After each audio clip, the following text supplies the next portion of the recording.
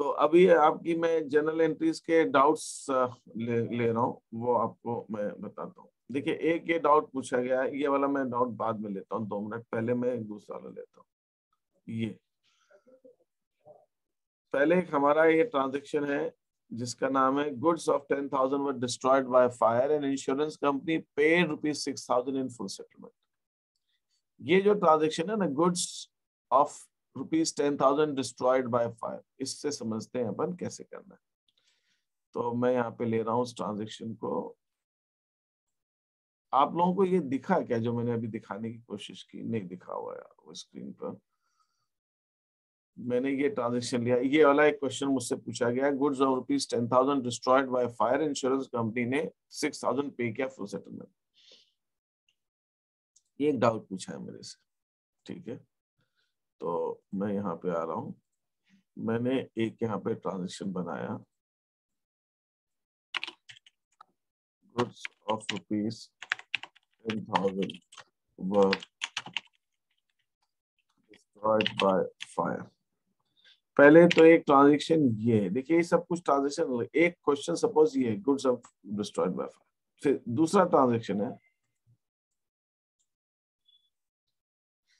तो अच्छा पहले इसकी बात करते हैं। देखिए, गुड्स जल गए, डिस्ट्रॉय हो गए। जब अपने को लॉस होता है, तो कोई लॉस होता है, नुकसान होता है, कोई खर्चा होता है, उसको हम डेबिट करते हैं कि क्रेडिट करते हैं? डेबिट करेंगे सर एक्सपेंसेस। तो यहाँ पे लॉस हो गया फायर से, तो मैं लॉस बाय फायर अकाउंट को debit, loss by fire account को मैं डेबिट। अच्छा, जब कोई चीज बिजनेस से जाती है तो उसको क्रेडिट करते हैं, बिजनेस में कम होता है तो क्रेडिट करते हैं। बात क्लियर है यहाँ पे आपको? तो अगर मान लीजिए बिजनेस से गया क्या, गुड्स गए, गुड्स जल गए, गुड्स खत्म हो गए, गुड्स जब बिजनेस से बेचने के अलावा किसी और चीज में जाते हैं तो हम परचेजेस अकाउंट को क्रेडिट करते हैं। परचेज अकाउंट मतलब ये है कि जब गुड्स आग से जल गए तो loss by fire to purchases. अब मैं आपको 2-4 ट्रांजेक्शन देता हूँ, इसी से सब जुड़े। एक ट्रांजेक्शन है goods destroyed by fire, goods stolen, goods चोरी हो गए। तीसरा, गुड्स गिवन एज चैरिटी। चौथा, गुड्स डिस्ट्रीब्यूटेड फ्री। जैसे दवा, हमने कोई नया प्रोडक्ट बनाया तो मार्केट में क्या करते हैं, फ्रीली गुड्स बांट देते हैं, मुफ्त में, कि भाई लोगों को सैंपल बांटते हैं, sample. Distributed as free samples. भैया जब किसी को दिक्कत आए लैंग्वेज की या हिंदी की या इंग्लिश की, तो प्लीज मुझे बताइएगा, मुझे समझ में आना चाहिए कि कहाँ पे दिक्कत आ रही है, ठीक है। फिर मान लीजिए हमारे यहाँ कुछ कर्मचारी हैं, है ना, उन्होंने कहा कि साहब ये हमको सामान दे दीजिए, हमारी तनख्वाह में से काट लीजिएगा, तो सर मुझे सर हाँ सर मुझे वो इंग्लिश से क्वेश्चन समझ नहीं आता, इंग्लिश मीडियम वाला। नहीं, अब ये बताओ, नहीं मैं वही समझाने की कोशिश कर रहा हूँ आपको। ये अभी हिंदी में ये बेसिक चीज समझ में आ रही है, जैसे गुड्स डिस्ट्रॉयड बाय फायर, इसका मतलब समझ में आ रहा है आपको? मैं ये पूछ रहा हूँ आपसे, गुड्स आग से जी सर, हिंदी में रहता। नहीं वो समझ गया मैं, हिंदी में रहते तो आपको ज्यादा समझ में आता है, लेकिन अभी मैं आपको हिंदी में बोल रहा हूँ और इंग्लिश में लिख रहा हूँ, तो उसमें समझ में आ रहा है कि नहीं आ रहा है ये बताइए, क्योंकि क्वेश्चंस की आपको थोड़ी सी इंग्लिश की आदत थोड़ी सी डालनी पड़ेगी, इसलिए मैं ऐसा, मैं आपको बोल दूंगा हिंदी में मैंने क्या लिखा है। सर थोड़ा थोड़ा समझ आता है, बट नहीं तो जहां दिया इंक्रीज है, बनाने में नहीं, दिक्कत जाती है सर। हाँ वही मैं कह रहा हूँ, जहाँ पे क्वेश्चन आपको इंग्लिश में समझ में नहीं आए तो वहां मुझसे पूछिए कि सर ये इंग्लिश में, हिंदी में इसको क्या बोले। जैसे मैंने गुड्स डिस्ट्रॉयड बाय फायर लिखा, ये समझ में आया ना आपको? गुड्स डिस्ट्रॉयड बाय फायर क्या मतलब होता है? गुड्स आग से जल के नष्ट हो गए, ठीक है। जी सर। गुड्स स्टोलन, सामान जो है, माल, गुड्स का मतलब होता है माल जो हमने बेचने के लिए रखा हुआ है, जो चीज हमने बिजनेस में बेचने के लिए रखी हुई है उसको हम गुड्स कहते हैं, ठीक है, जिसको हम हिंदी में कहते हैं बेचने, बिक्री का सामान जो है हमारा, बिक्री का जो माल है वो चोरी हो गया। तीसरा, जी sir. Goods given as charity, दान में हमने बांट दिया, हमने किसी को दे दिया, जरूरतमंद को दे दिया, जरूरत ले जाइए उनको, किसी को दान दे दिया।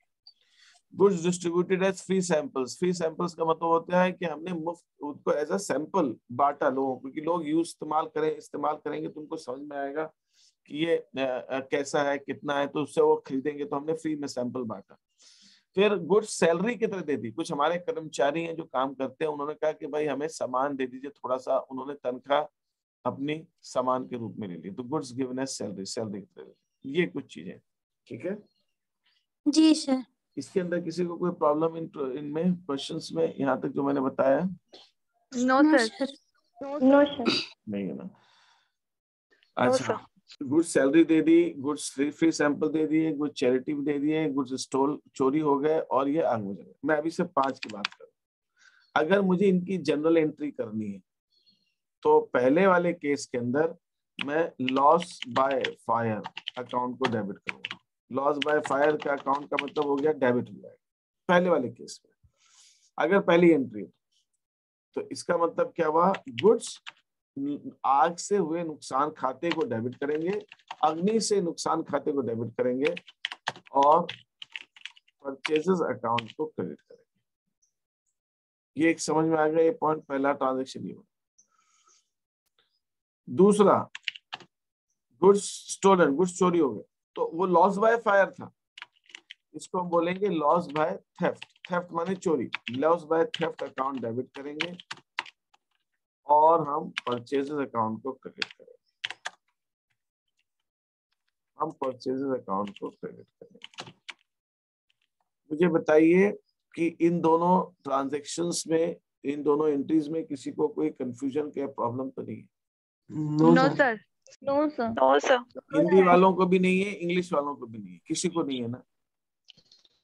सर, हाँ सर ये परचेस अकाउंट डेबिट क्रेडिट क्यों किया? हाँ, अब मैं आपको बताता हूँ उस केस में। इन सारे जो ट्रांजैक्शंस हैं, ये जितने ट्रांजैक्शंस मैंने आपको यहाँ पे दिए अभी, ये जितने ट्रांजैक्शंस मैंने आपको दिए हैं, इन सारे ट्रांजैक्शन में परचेजेस अकाउंट ही क्रेडिट होगा।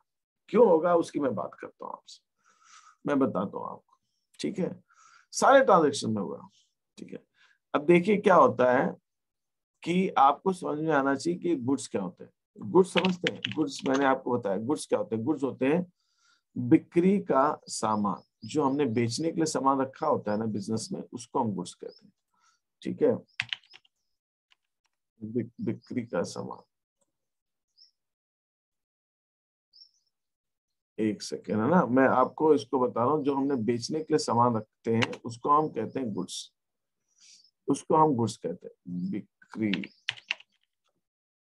का,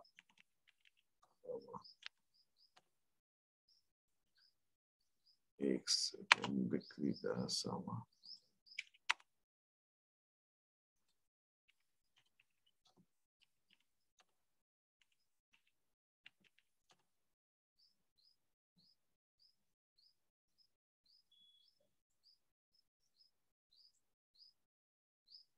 कुछ दिक्कत आ रही है मेरे को टाइप करने में, ये हिंदी का।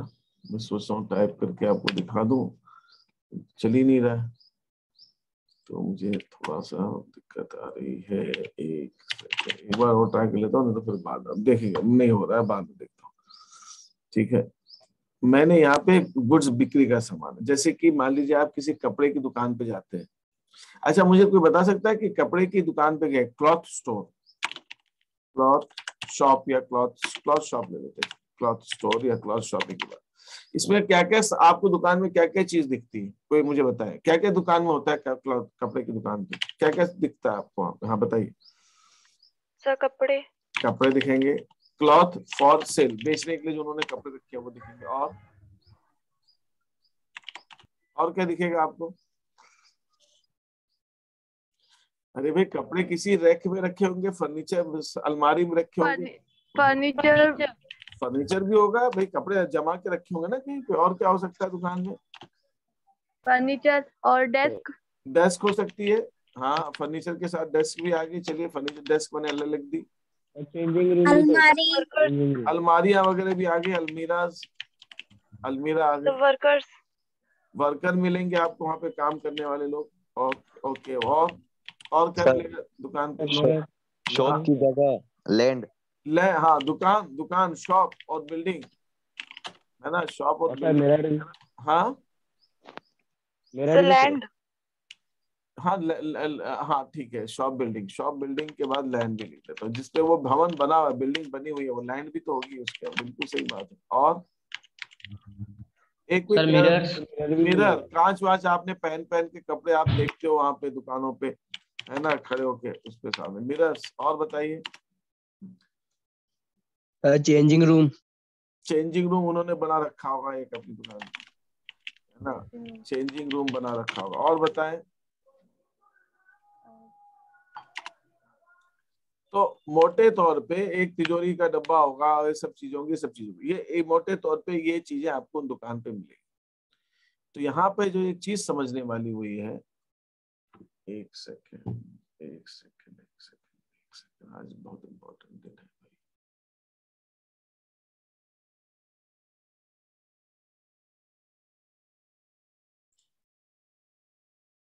हाँ, अब मैं यहाँ पे जो चीज कह रहा था कि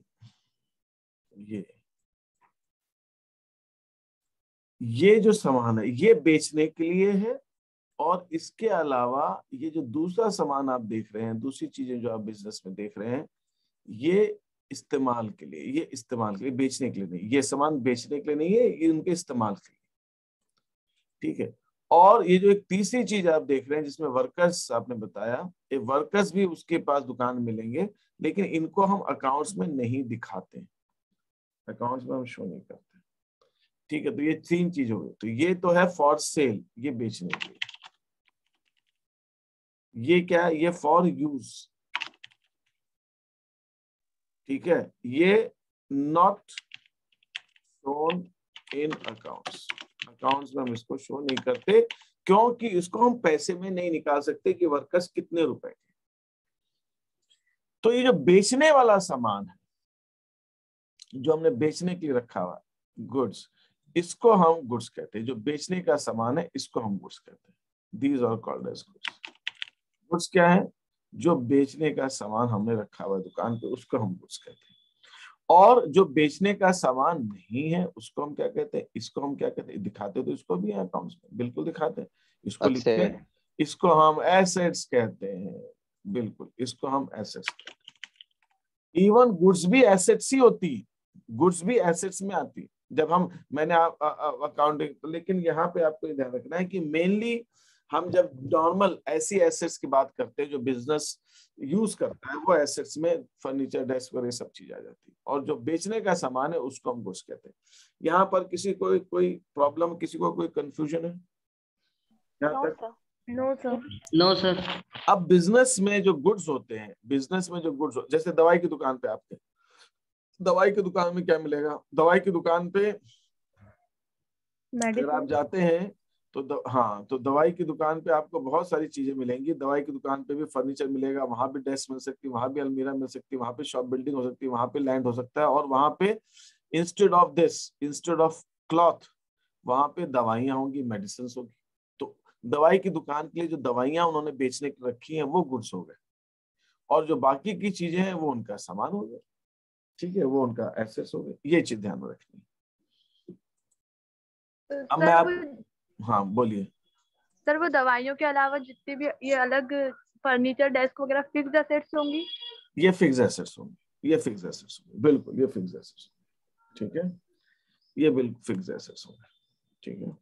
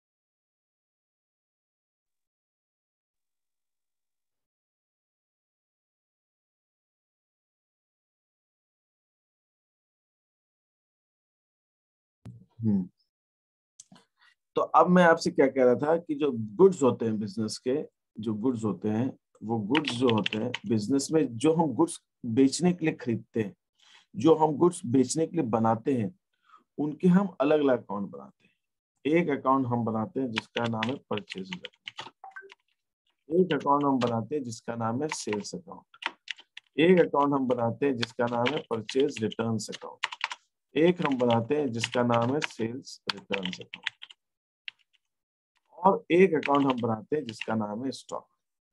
मतलब मशीनरी का एक अकाउंट होगा, लैंड का एक अकाउंट होगा, फर्नीचर का एक अकाउंट होगा, कैश का एक अकाउंट होगा। लेकिन जब हम बेचने के लिए गुड्स हम रखते हैं बिजनेस में, उसके अलग अलग अकाउंट्स होते हैं। मतलब एक गुड्स एक ही है, गुड्स एक ही है, लेकिन उस गुड्स के अकाउंट्स कितने हो गए? ये 5 तरह के अकाउंट्स हो गए। एक हो गया परचेजेस, एक हो गया सेल्स, एक हो गया परचेज रिटर्न्स, एक हो गया सेल्स रिटर्न्स, एक हो गया स्टॉक। ये 5 तरह के अकाउंट्स। अब सवाल उठता है ये 5 अकाउंट हम खोलते कब कब है? जब हम माल बेचते हैं, तो हम सेल अकाउंट, सेल्स अकाउंट खोलते हैं ऑन सेल। जब माल बेचते हैं, जैसे कि मैं एग्जांपल दे रहा हूं, मैंने कैश में गुड्स बेचे नगद में, तो मेरी एंट्री होती है cash account debit to sales. यही एंट्री होती है ना जब माल हम नगद में बेचते हैं, यही एंट्री होती है ना जब हम कैश में माल बेचते हैं।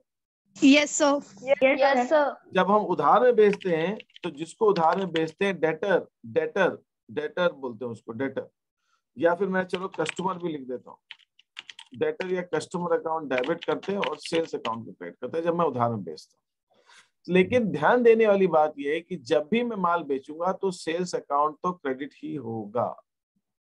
नगद में बेचेंगे तो कैश डेबिट होगा, उधार में बेचेंगे तो डेटर डेबिट होगा। इसके अंदर कोई प्रॉब्लम किसी को यहाँ पर? तो गुड्स को हम गुड्स को हम सेल्स बोलते हैं जब हम बेचते हैं। हाँ बोलिए सर, अगर वहाँ पर डेटर का नाम ना दिया हो और क्रेडिट में सेल हुई हो तो? डेटर, आप डेटर अकाउंट खोल दो, उसमें नाम नहीं दे रखा है तो आप डेटर अकाउंट डेटर लिखो, फिर आप नाम मत लिखो। जब नाम दिया होता तो नाम लिखते हैं, नहीं दिया तो डेटर लिखना है। Is that okay? यस। तो जब हम उधार में सामान बेचते हैं या नगद में बेचते हैं, तो गुड्स की जगह, गुड्स अकाउंट की जगह हम सेल्स अकाउंट यूज करते हैं। अच्छा, मान लीजिए हमने सामान बेच दिया, उसको कुछ पसंद नहीं आया या माल खराब निकला, तो वो हमें वापस करता है। तो ये सेल्स अकाउंट जो है, जिसको हमने माल बेचा था, ये आप सेल्स अकाउंट नहीं लिखेंगे इसकी जगह। इसकी जगह कौन सा अकाउंट लिखेंगे? Sales return. Sales return. अच्छा, जब गुड्स जा रहे हैं, देखिए जब हम बेचते हैं ना तो गुड्स जाते हैं, जब हम बेचते हैं तो गुड्स जाते हैं, तो सेल्स अकाउंट को हम क्रेडिट कर रहे हैं। जब गुड्स वापस आ रहे हैं, उसने वापस कर दिया कस्टमर ने, तो सेल्स रिटर्न अकाउंट को हम डेबिट करते हैं। और क्रेडिट किसको करेंगे? जिसने हमें वापस किए, डेटर ने, उसको हम क्रेडिट करेंगे, उसको हम क्रेडिट करेंगे। तो जब हम बेचते हैं, डेटर को डेबिट करते हैं, सेल्स को क्रेडिट करते हैं। जब हमें वापस करता है तो सेल्स रिटर्न्स को डेबिट करते हैं, डेटर को क्रेडिट करते हैं। ठीक है? यस, एक चैट डाला है कि बिजनेस के अंदर एसेट्स में लाइट, फैन वगैरह भी होगा। हाँ यार, बिल्कुल ये भी होता है, ये मैंने नहीं लिखा उसके अंदर, ये भी लिखना था। ठीक है, तो यहाँ पर कोई प्रॉब्लम किसी को पहले समझा, मुझे बताइए। मैंने, जब हमने गुड्स बेचते हैं तो सेल्स अकाउंट को क्रेडिट करते हैं, नगद बेचते हैं तो कैश को डेबिट करते हैं, नगद उधार में बेचते हैं तो डेटर को डेबिट करते हैं। जब यही सामान बेचा हुआ वापस आता है तो सेल्स रिटर्न्स अकाउंट डेबिट हो जाएगा, क्योंकि गुड्स आ रहे हैं, डेबिट हो जाएगा। जिसने वापस किया उसको आप क्रेडिट कर देते हैं उसके नाम पर। अगर मान लीजिए हमने किसी को नगद बेचा था, तो वो जब वापस करता है तो हमारी एंट्री क्या हो जाएगी? हमारी एंट्री हो जाएगी sales returns account debit to cash. हमको उसको कैश वापस करना पड़ेगा। जब बेचा था तो कैश आया था, तो कैश को डेबिट किया। जब वापस करेंगे तो कैश जाएगा, तो कैश को क्रेडिट करेंगे। Is that okay? Yes sir. Any problem किसी को? कोई इसके अंदर डाउट, कोई confusion? No sir. No sir. No sir. ठीक है, नो सर। तो ये हो गया हमारा सेल्स रिटर्न्स। तो ये सेल्स रिटर्न्स हो गया। इसी ढंग से जब हम गुड्स खरीदते हैं, देखिए बेचते समय हम सेल्स अकाउंट यूज कर रहे हैं, सेल्स अकाउंट बेचते समय, खरीदते समय हम कौन सा अकाउंट यूज करेंगे? परचेजेस अकाउंट यूज करेंगे।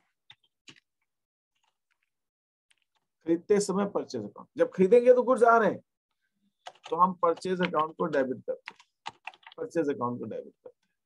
और कैश में खरीदते हैं तो कैश को क्रेडिट करेंगे, टू कैश।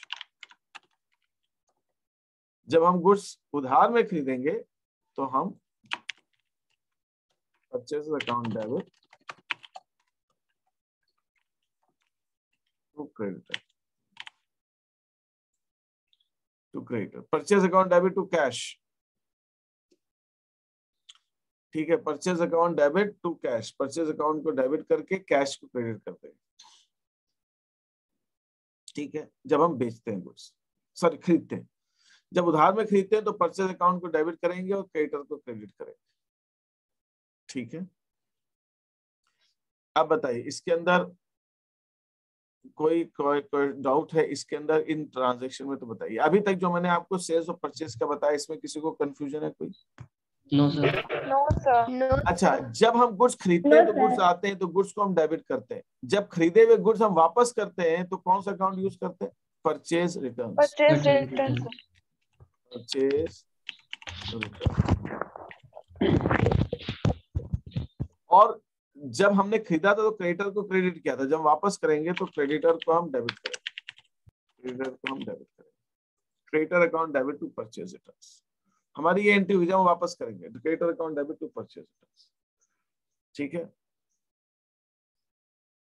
हाँ, अब इसके अंदर ये एंट्रीज में कोई प्रॉब्लम? अभी मैंने आपको क्या क्या समझाया? मैंने आपको इसके अंदर परचेज का एंट्री का यूज समझाया, सेल्स का बताया, परचेज रिटर्न्स का बताया, सेल्स रिटर्न्स का बताया। और तीसरी चीज जो स्टॉक अकाउंट है, ये स्टॉक अकाउंट हम तब यूज करते हैं जब माल हमारा बिना बिका हुआ रह जाता है, अनसोल्ड रह जाता है, तो हम इस्तेमाल करते हैं। दैट इज स्टॉक, वो हमारा स्टॉक, ठीक है, दैट इज स्टॉक। अनसोल्ड रह जाता है, कुछ गुड्स नहीं बिके हमारे, तो उसको हम स्टॉक कहते हैं, ठीक है। ये हमारे पास ये 5 तरह की एंट्रीज, ये 5 तरह के अकाउंट्स है। इनके अंदर किसी एंट्री में आपको कोई प्रॉब्लम, ये बताइए? No sir. No sir. अब मैं आपको क्या कहना चाह रहा हूँ, यहाँ ध्यान, यहाँ अब एक चीज ध्यान दीजिएगा। जब मैं गुड्स वापस करता हूँ खरीदा हुआ, तो मैं परचेज रिटर्न इस्तेमाल करता हूँ। जब मैं गुड्स बेचता हूँ तो मैं कौन सा यूज करता हूँ? सेल्स अकाउंट यूज करता हूँ। जब मैं बेचता हूँ तो मैं सेल्स अकाउंट यूज करता हूँ, ठीक है। जब मैं बेचता हूँ तो मैं सेल्स अकाउंट यूज करता हूँ। तो इसी ढंग से जब मैं बेच रहा हूँ, ना मैं खरीदा हुआ गुड्स वापस कर रहा हूँ, मेरे गुड्स जल गए, आग से जल गए, वो से जल गए, डिस्ट्रॉय हो गए फायर से, तो उस केस के अंदर मैं गुड्स जा रहे हैं बिजनेस में, लेकिन वो परचेज रिटर्न्स भी नहीं है, वो सेल्स भी नहीं। तो ऐसे गुड्स कहाँ कहाँ जा सकते हैं बिजनेस में? ऐसे गुड्स कहाँ कहाँ जाते हैं? जो मैंने अभी आपको बताया, मैं जल के नष्ट हो सकते हैं, चोरी हो सकते हैं, दान में दिए जा सकते हैं, फ्री सैंपल्स हो सकते हैं, सैलरी में दिए जा सकते हैं। इन सब केसेस में गुड्स जा रहे हैं हमारे, लेकिन किसी ऐसे काम में नहीं जा रहे जो हमने बेचे हो या वापस किए हो।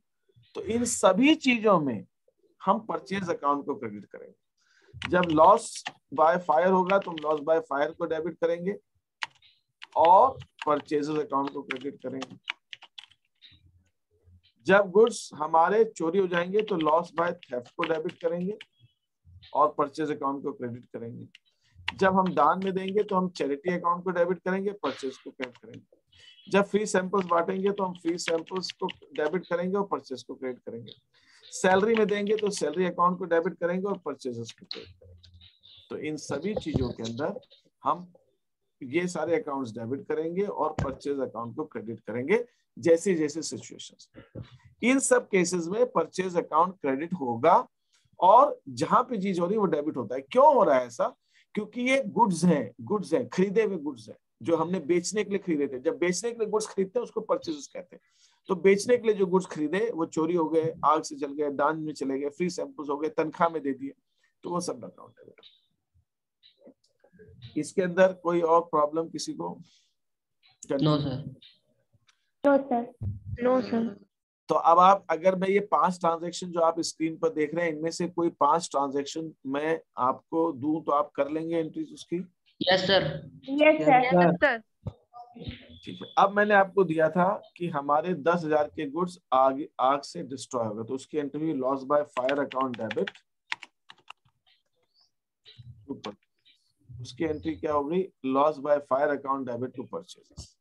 ठीक है, ये एंट्री समझ में आ गई कि आग से जल 10,000 के गुड्स जल गए और परचेजेस मतलब गुड्स चले गए 10,000 के, तो परचेज क्रेडिट हो रहा है, आग से जल गए तो लॉस बाय फायर डेबिट हो रहा है। ये सही है अपनी जगह, इसमें कोई कंफ्यूजन तो नहीं है? नहीं सर। दूसरा,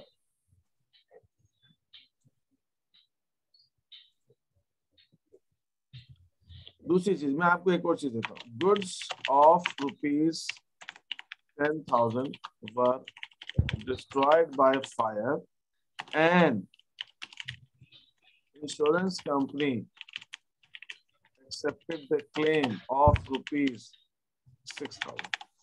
गुड्स 10,000 के फायर से जल गए और इंश्योरेंस कंपनी ने 6,000 का क्लेम एक्सेप्ट कर लिया। 6,000 का क्लेम एक्सेप्ट कर लिया मतलब हमने इंश्योरेंस कंपनी से कहा भाई हमारे गुड्स जल गए, हमको मुआवजा, हमने इंश्योरेंस करा रखा था, उनको प्रीमियम दिया था, उनसे कहा हाँ भाई गुड्स जल गए हैं इसका, तो इंश्योरेंस कंपनी ने कहा कि यहाँ उसके हिसाब से हमको 6,000 का लॉस हुआ और इंश्योरेंस कंपनी ने कहा वो हमें सिर्फ 6,000 रुपए देगी।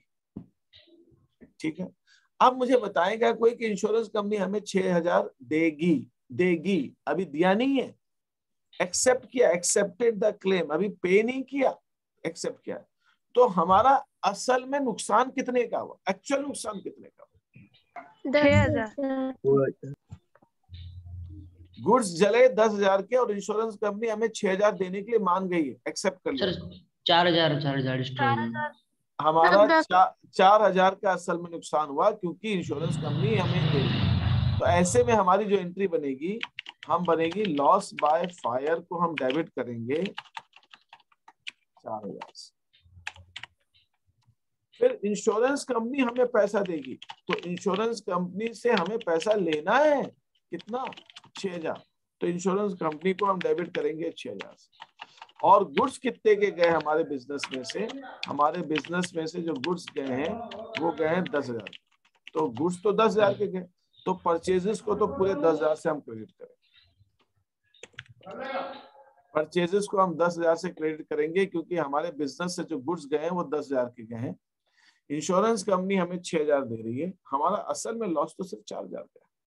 ये समझ में आ गया आपको? ये समझ में आया कि नहीं आया? यस सर, आ गया। यस सर, आ गया। अच्छा, अगर मैं यहाँ पे एक्सेप्टेड वर्ड की जगह एक दूसरी चीज लिख देता हूँ, क्या मैं लिख देता हूँ? Goods of ₹10,000 were destroyed by fire and insurance company paid ₹6,000। Insurance company ने 6,000 रुपए हमें दे दिए, बाद में देने की बात नहीं कह रही है, उसने दे भी दिए। इंश्योरेंस कंपनी ने दे दी, तो यहाँ पे हम क्या लिखेंगे? इंश्योरेंस कंपनी ने 6,000 रुपए दे दिए, तो लॉस तो हुआ हमारा 4,000 का, loss by fire. Sir cash credit हो जाएगा? कैश अकाउंट डेबिट हो जाएगा, कैश आ रहा है ना भाई साहब, लेकिन इंश्योरेंस कंपनी कभी भी कैश नहीं देती, वो बैंक में जमा करती, तो बैंक अकाउंट को डेबिट करना चाहिए, भले ही क्वेश्चन में नहीं लिखा हो तो भी। 6,000 रुपए डेबिट हो जाएगा। और वैसे आप कैश लिखेंगे गलत नहीं है, लेकिन सही, एकदम सही जो है वो बैंक की, क्योंकि कभी भी इंश्योरेंस कंपनी नगद नहीं देती, वो हमेशा आपके खाते में ही आएगा पैसा, बैंक अकाउंट में ही आएगा बिजनेस का। तो यहाँ पे इंश्योरेंस कंपनी की जगह हम बैंक खाते को लिख देंगे। क्यों? क्योंकि हमारा पैसा बैंक में आ गया, इंश्योरेंस कंपनी ने 6,000 रुपए दिए।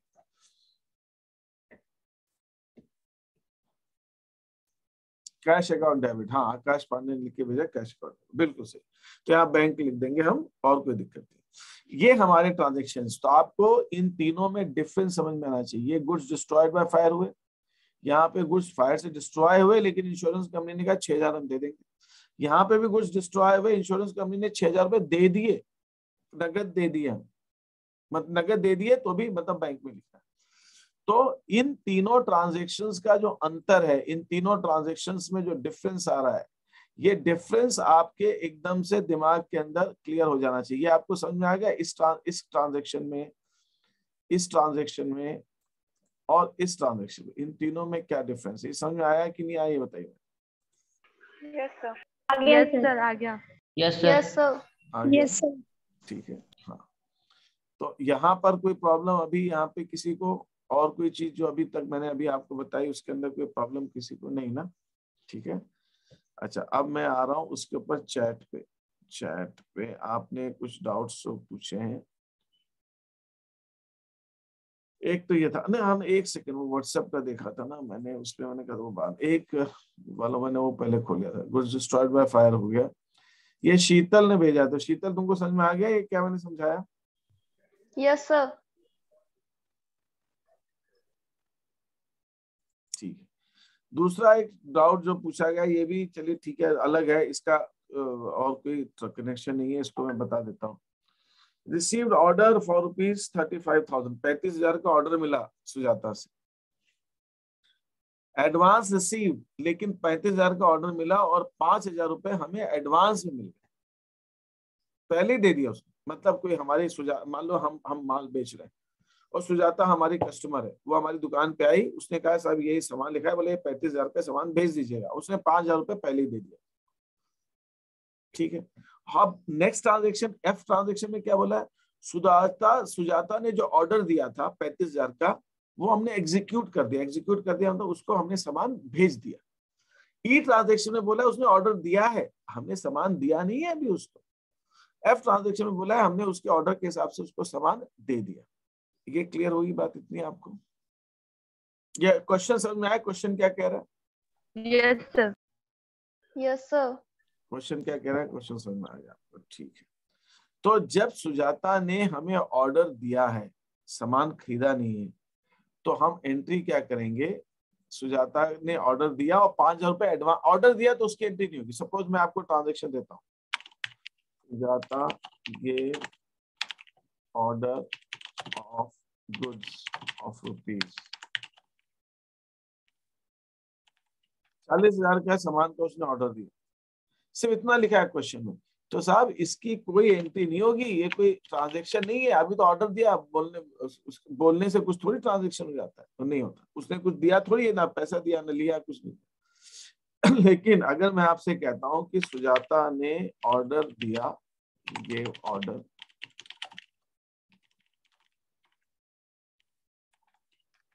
एंड एडवांस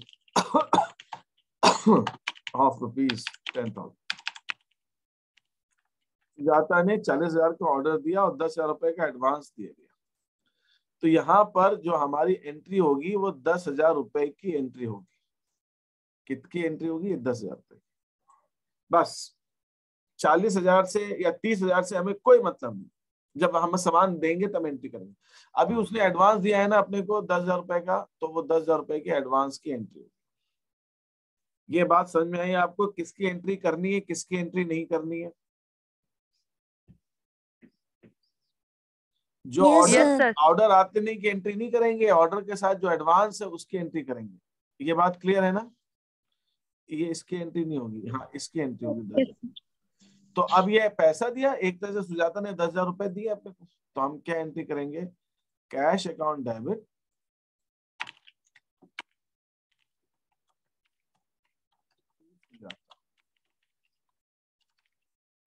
कितना? 10,000।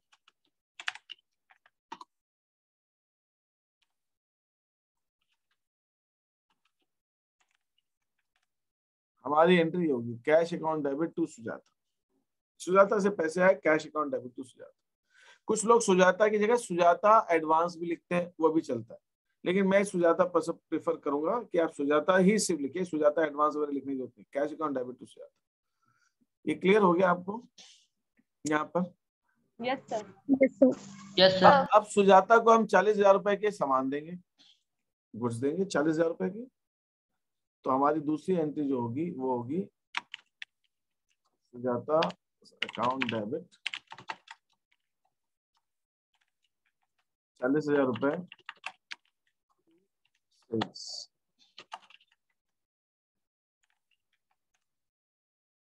सुजाता अकाउंट, अब माल बेचने की एंट्री तो ये होती है ना, जो डेटर अकाउंट डेबिट टू जिसको बेचा उसको डेबिट करेंगे, सेल्स को करेंगे तो एंट्री हो जाएगी। तो पहले सुजाता ने 10,000 का एडवांस जब दिया तो हमारी एंट्री होगी उस समय,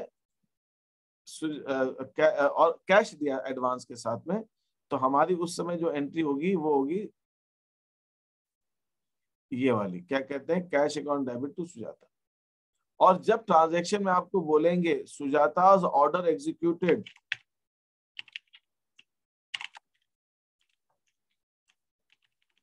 सुजाता का ऑर्डर एग्जीक्यूट किया, अगर ये बोलेंगे हमसे, तब हमारी एंट्री उस केस में ये होगी Sujata's account debit to sales, Sujata account debit to sales. ठीक है, पहले हम बोलेंगे cash account debit to Sujata और फिर हम एंट्री करेंगे Sujata's account debit to sales. ठीक है, हाँ हाँ। एक बच्चे ने लिखा है कि जब ऑर्डर दिया तो इसमें कोई वित्तीय लेन देन नहीं हुआ, इसलिए इसकी एंट्री नहीं होगी। ये बिल्कुल सही बात है, वित्तीय लेन देन नहीं हुआ। तो मैं ये जो आपको क्वेश्चन था ये वाला, क्या कहते हैं, सुजाता's ऑर्डर एग्जीक्यूटेड, सुजाता का ऑर्डर एग्जीक्यूट हुआ, ये इसकी एंट्री होगी ये बाकी, है ना। तो पहले तो हमको सुजाता से ऑर्डर मिला 35,000 का और उसने एडवांस दिया 5,000। फिर सुजाता का ऑर्डर हमने एग्जीक्यूट किया और जो बाकी, ये बाद में जो बुरी चीज बोलेगी इसका मतलब ये हुआ, ये जो बोला गया बैलेंस रिसीव्ड इन कैश, की जो बाकी का पैसा लेना था वो सुजाता से कैश मिल गया। तो हमारी ई वाले केस में एंट्री होगी कैश अकाउंट डेबिट 5,000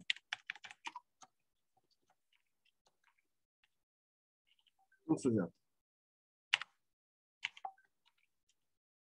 ये हमारी एंट्री होगी ये चीज ई वाले केस। एफ वाले में क्या होगी एंट्री, एफ वाले में दो एंट्री होगी।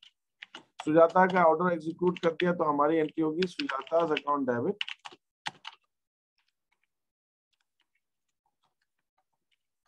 कितने का, 35,000 का।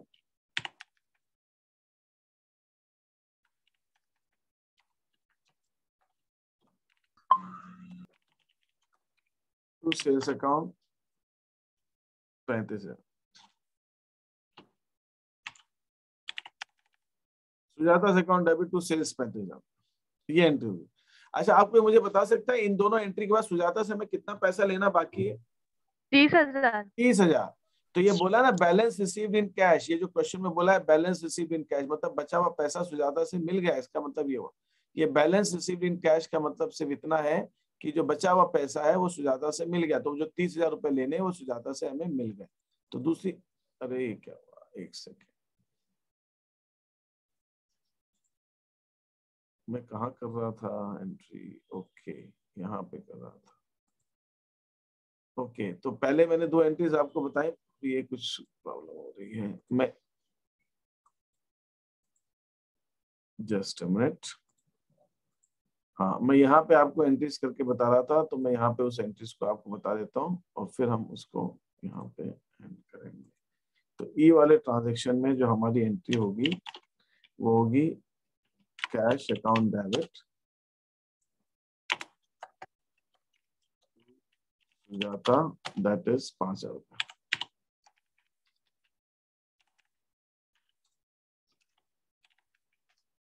एफ वाले में हमारी एंट्री होगी, ट्रांजेक्शन होगा, सुजाता का ऑर्डर एग्जीक्यूट हो गया, तुम्हारी एंट्री होगी सुजाता's अकाउंट डेबिट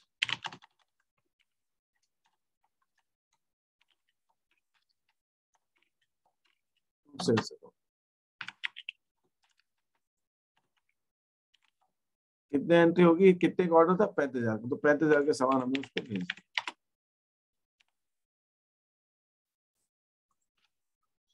ये 35,000 होगा। फिर क्या हुआ, सुजाता से 30,000 रुपए लेने, तो सुजाता ने बैलेंस रिसीव्ड इन कैश का मतलब होता है सुजाता ने बाकी का पैसा दे दिया, तो कैश अकाउंट डेबिट 30,000 रुपए सुजाता, सुजाता अकाउंट से हमें 30,000 रुपए लेने थे, वो मिल गए। तो ये एंट्रीज होंगी इस वाले एफ वाले ट्रांजेक्शन। तो पहले वाले के अंदर हमारी जो एंट्रीज है वो ये है। पहले वाले में cash account debit to Sujata, ई वाले ट्रांजेक्शन में 5,000 जो उसने दिया, ये वित्तीय लेन देन नहीं है तो ये नहीं होगा। फिर ऑर्डर एग्जीक्यूट कर दिया, तो उसने जो ऑर्डर दिया था वो हमने एग्जीक्यूट कर दिया, पूरा कर दिया, उसको दे दिया सामान। कितने का दिया? 35,000 का, सुजाता टू सेल्स। और फिर सुजाता से हमें 30,000 रुपए जो लेने थे वो बाकी के हमें मिले। ठीक है, यहाँ तक आपको जो अभी मैंने समझाया, इसमें किसी को कोई डाउट है क्या? कुछ बताइए मेरे को। No sir. No sir. Naresh no sir.